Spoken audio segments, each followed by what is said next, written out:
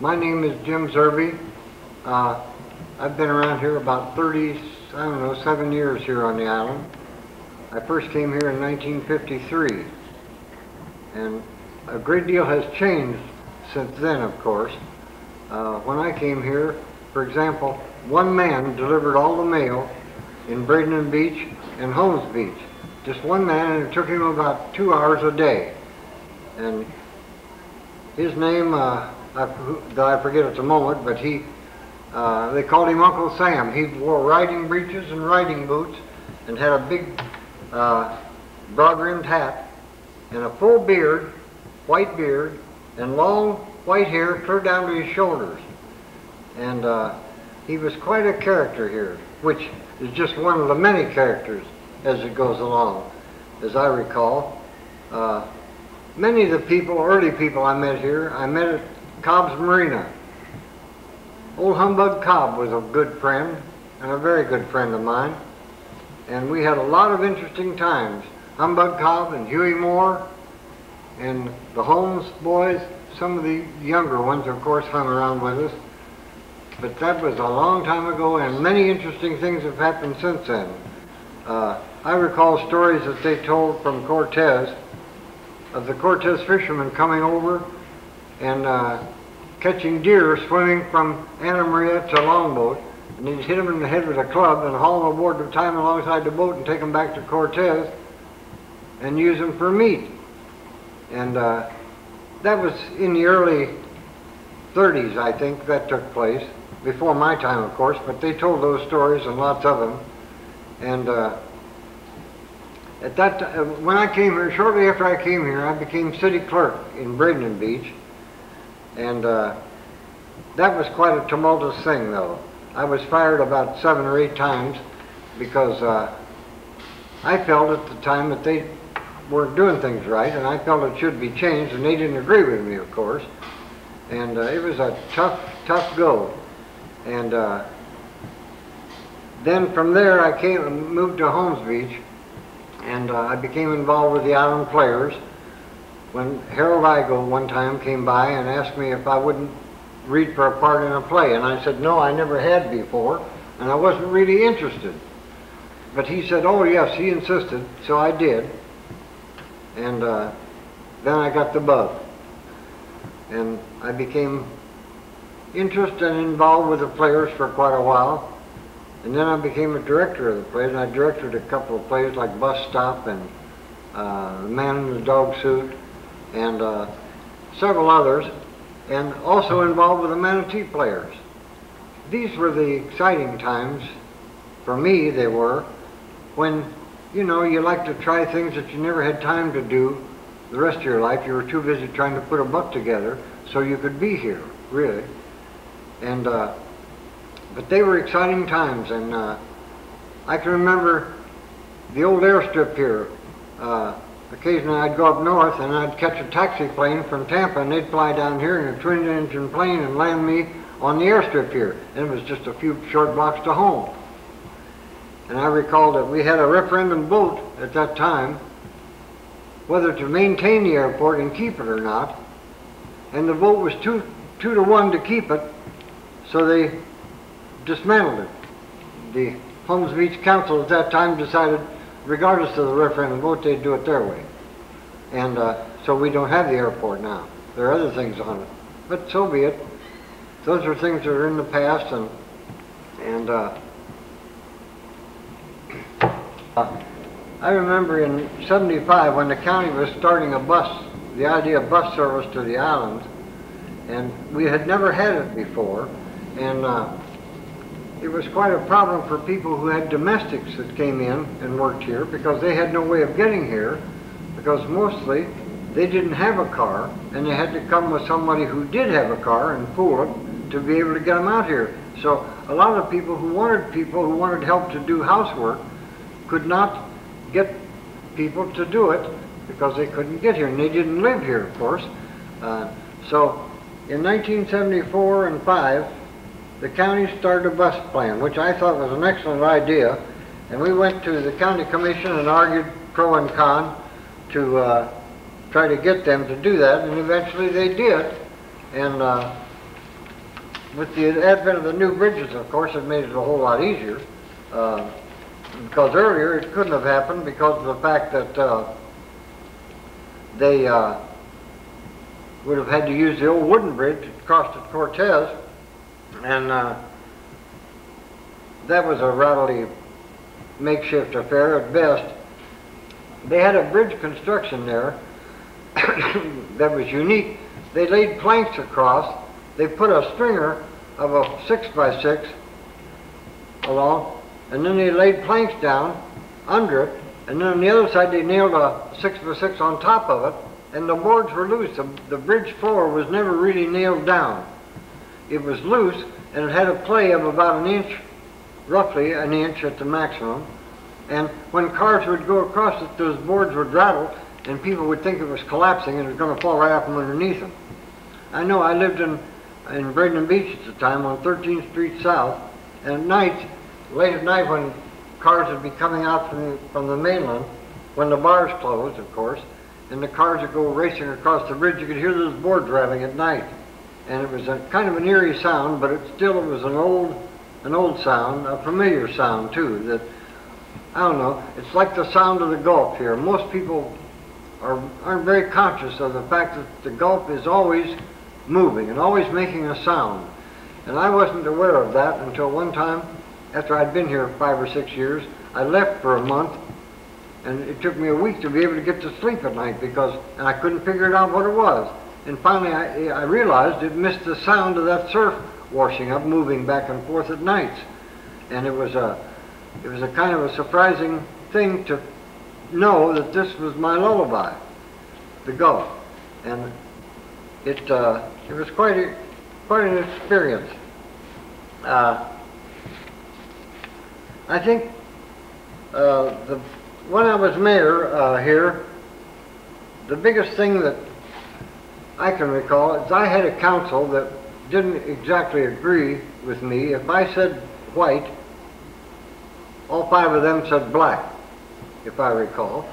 And there were a lot of rumors, and they started a lot of things. I was municipal judge in Holmes Beach at the time, and one of the people had told a rumor that I was using city funds to buy robes for being a judge, which was untrue. I wouldn't have been caught dead in a judge's robe.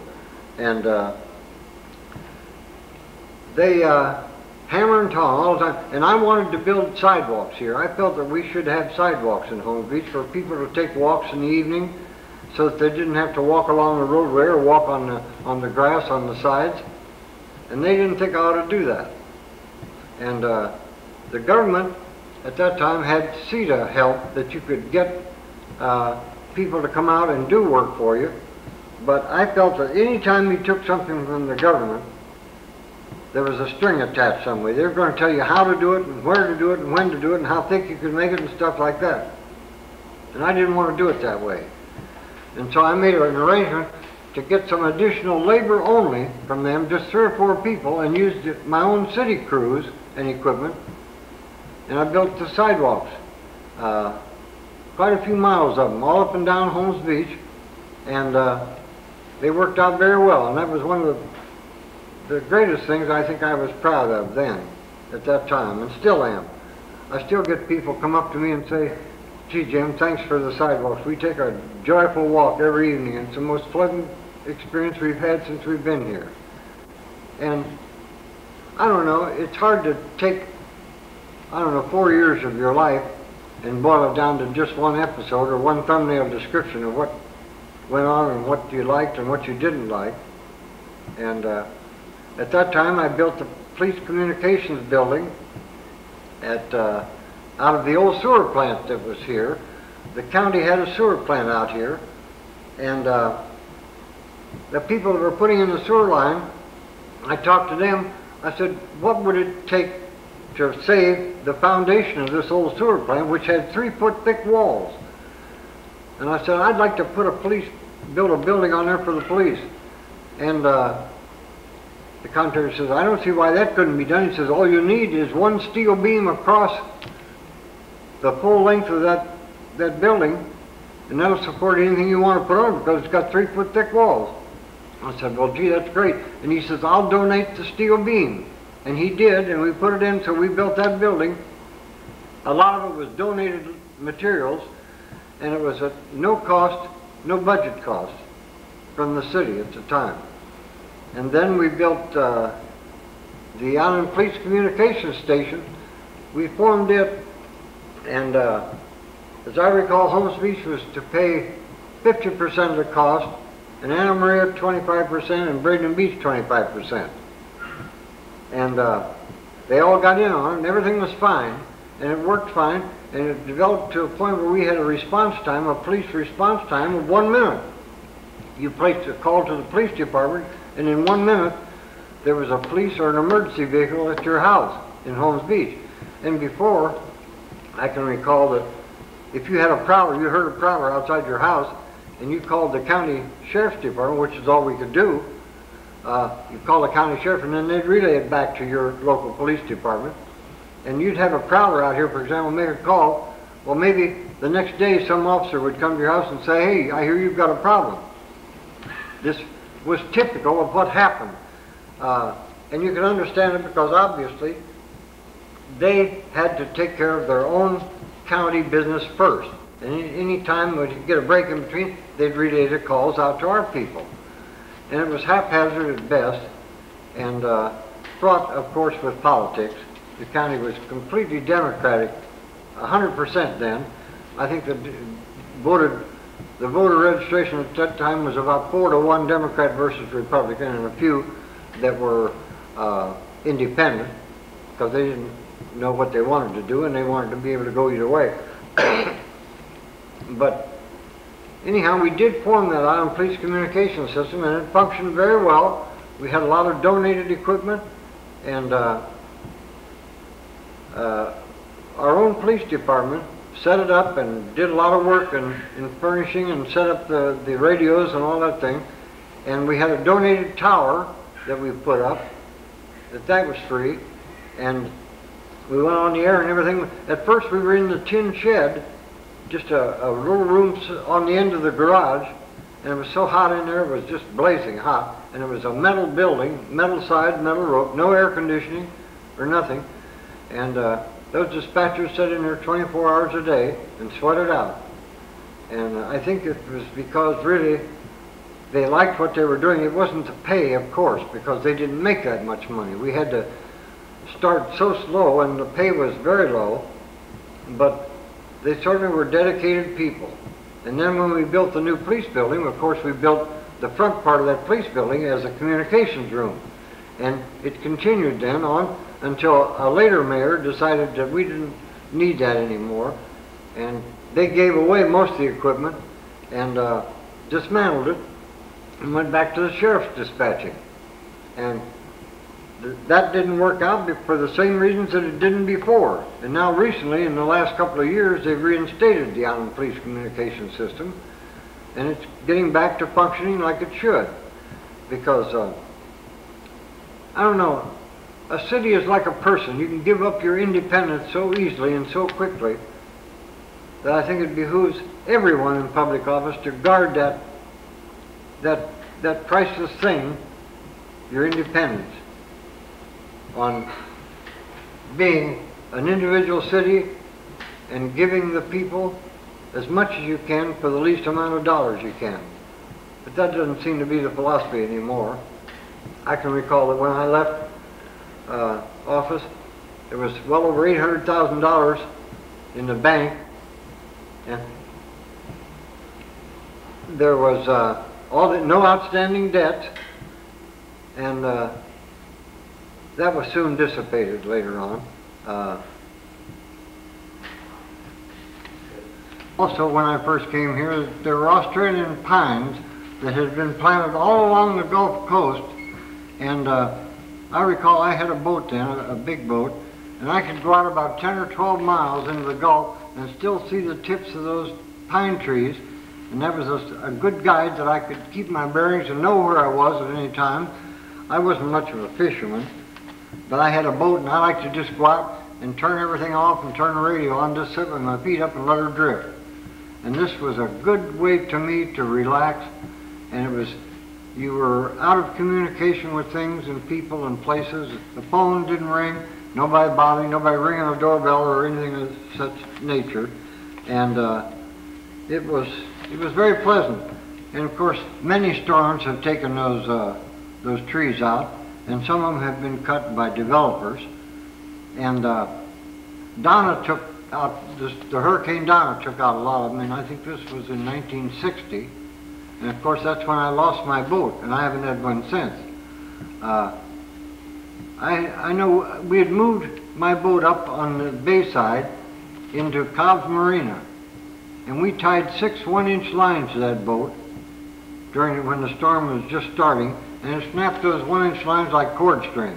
And that boat got loose and beat herself to pieces on the dock and the seawall and sunk out in the bay. And well, she wasn't a real big boat. It was a 32-foot boat with 9-foot beam, and she was built in Miami for offshore fishing. And I used to like it out in here because in the Gulf waters it was an easy boat to handle and everything, but Donna took her, and of course I didn't have insurance on it. Insurance was awfully expensive even in those days on a boat. But that was when we lost a great deal of the pine trees. And I can recall that it cut a path through what was Coquina Beach at the time, and that was all solid trees and brush from about 15th Street south to the south tip of the island. And to get there, sometimes you had to go out along the beach and step over fallen debris and logs of all kinds.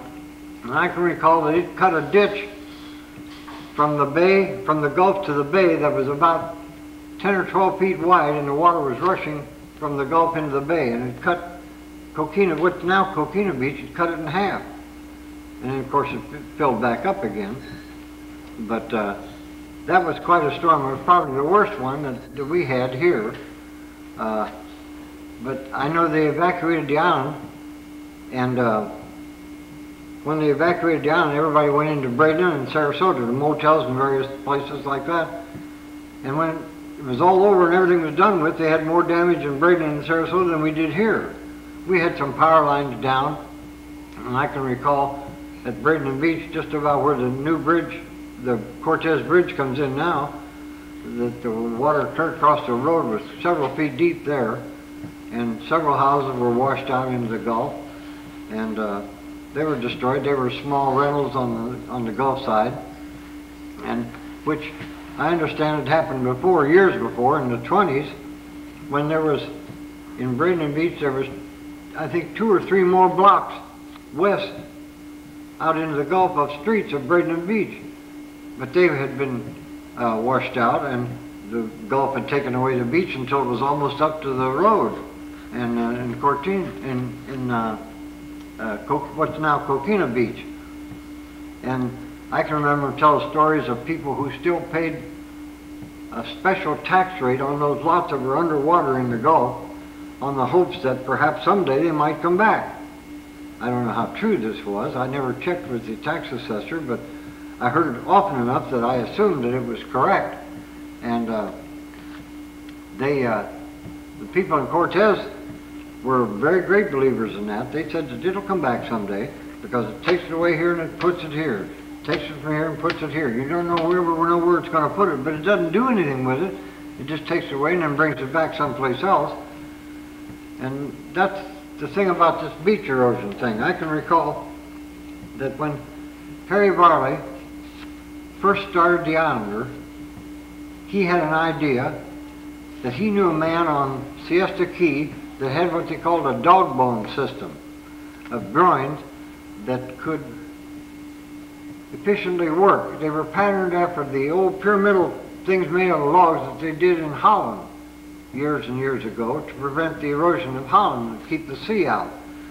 And these things were about 8 foot long, and they were round at one end and a long shank and then a round thing at the other end with a hole in the center of that round thing shaped like a dog bone. And you put posts down 8 foot apart, and you slid one of these down on it and then another one down and zigzagged them out, and one man could lay 100 feet of that, or 50 feet of that, 50 feet of that in a day by himself. They were precast, and they were interlaced like this, so that when the waves came in and brought the sand through, when it went back out, it would go through this web arrangement and it would drop the sand. And everybody said it wouldn't work, of course, because this was just a guy with an idea. And Perbrun then was the administrator in Tallahassee of the Shores and Beaches. And we tried to get him interested in it, and that he would come down and take a look at it and maybe get the state to be interested in it to help save our beaches. Well, he said no, it would never work. He said this is impossible. Well, that might have been impossible. So we talked this man into donating some of those, and we put in a small groin of these dog bones at 13th Street South in Braden Beach, right on the Gulf side. And those concrete dog bones were buried in 7 weeks. They were buried with sand. They totally disappeared. The sand came up and built up behind them, and it covered them. And Perbrun said it wouldn't work, and he was the high muck-de-muck, and he was also with the university in Tallahassee, and he was the expert on beaches and erosion, and which befuddles my mind as to the qualifications of an expert, but so be it.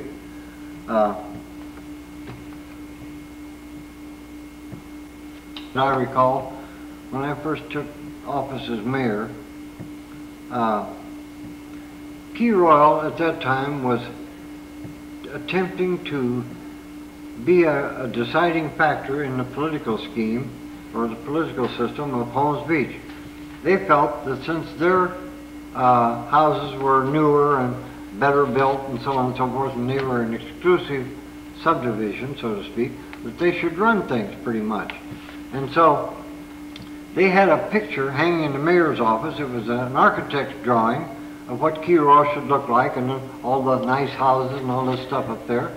And so shortly after I was mayor, I said, I don't want that picture in here. That doesn't go with me, that it represents one particular group of people, when basically I feel that we should represent all the people of Holmes Beach. Now, if you're going to do that, you should have a picture of every other section along the beach and the subdivision here in Bay Palms that I live in, and all the rest of them.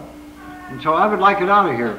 And so the maintenance man at the time said, okay, I'll take it. He said, what do you want me to do with it? And I said, I don't know, hang it somewhere. And he couldn't think of where to hang it. And I said, I'll just hang it in the men's john. That's all right with me.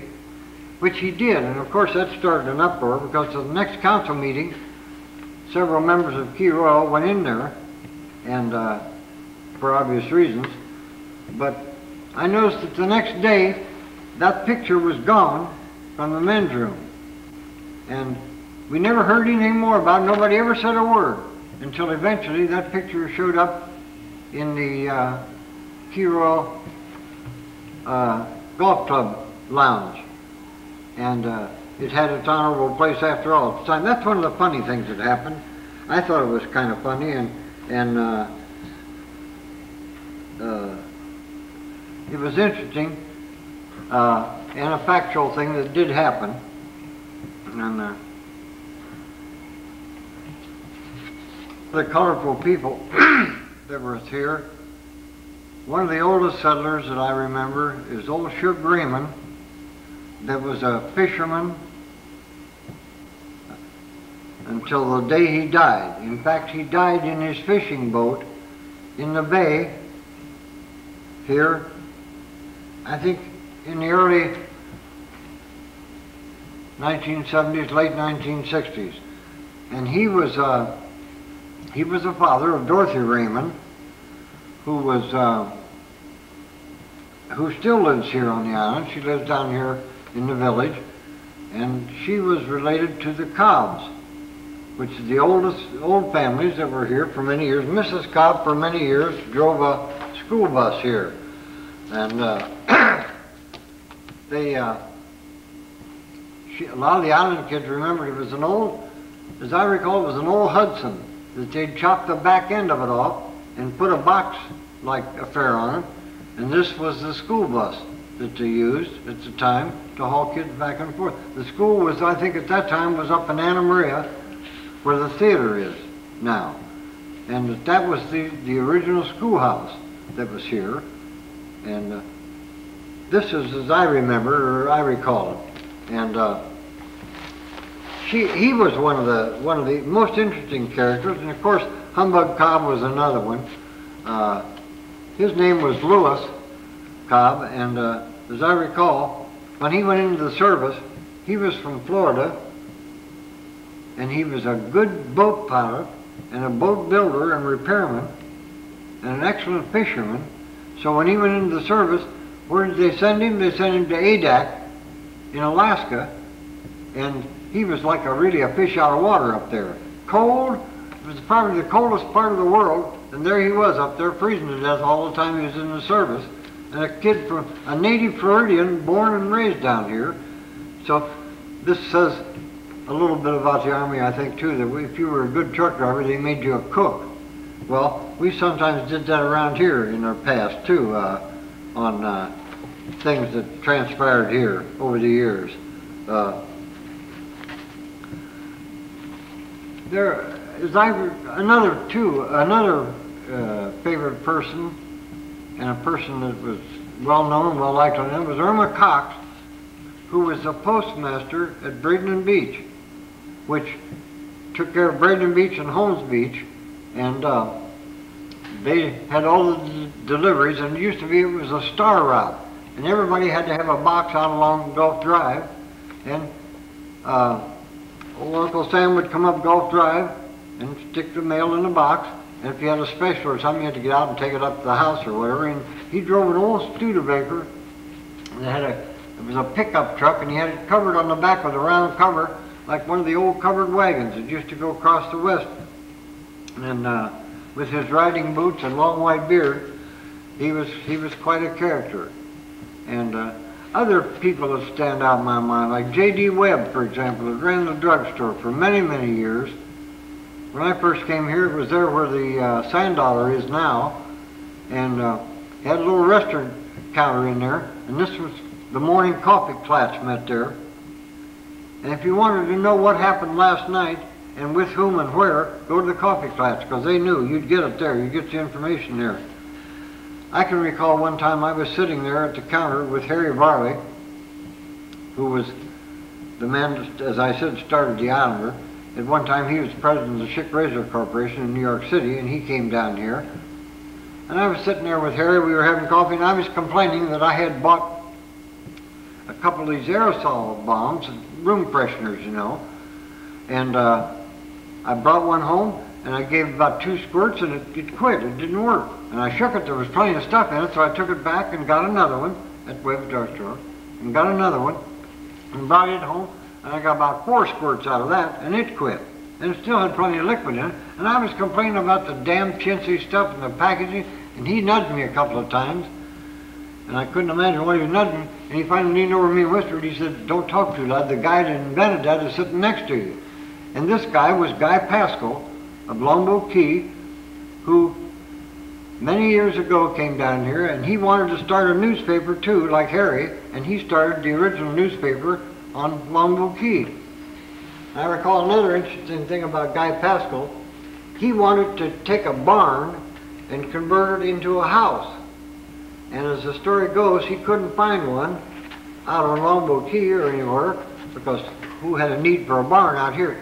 So he had some land in Manatee County. So he had some people who were expert come down and build him a barn. And they built a complete barn.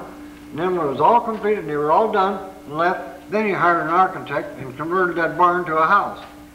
And that was his house that he lived in. Eccentric? Yes, a little bit, but perhaps he could afford it, as a lot of others could here.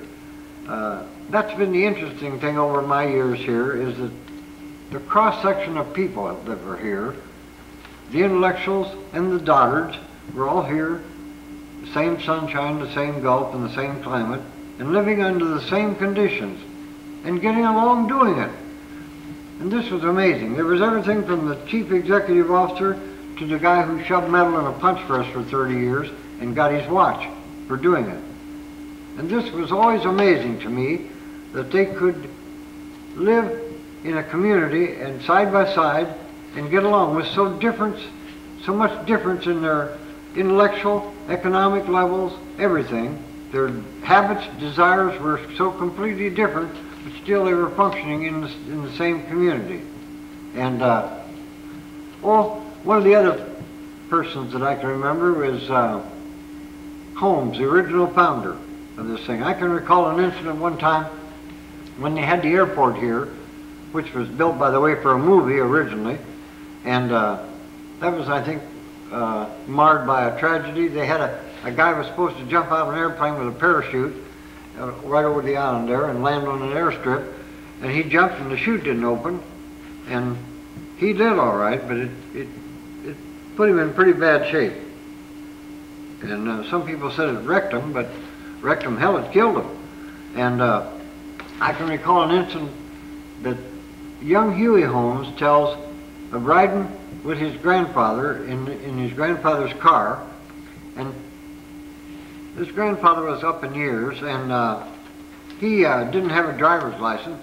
They weren't required at first, but then when they were, he didn't have one because it was his domain, and he never left the island. He didn't go off the island, and he drove around here in the streets of Holmes Beach, for example.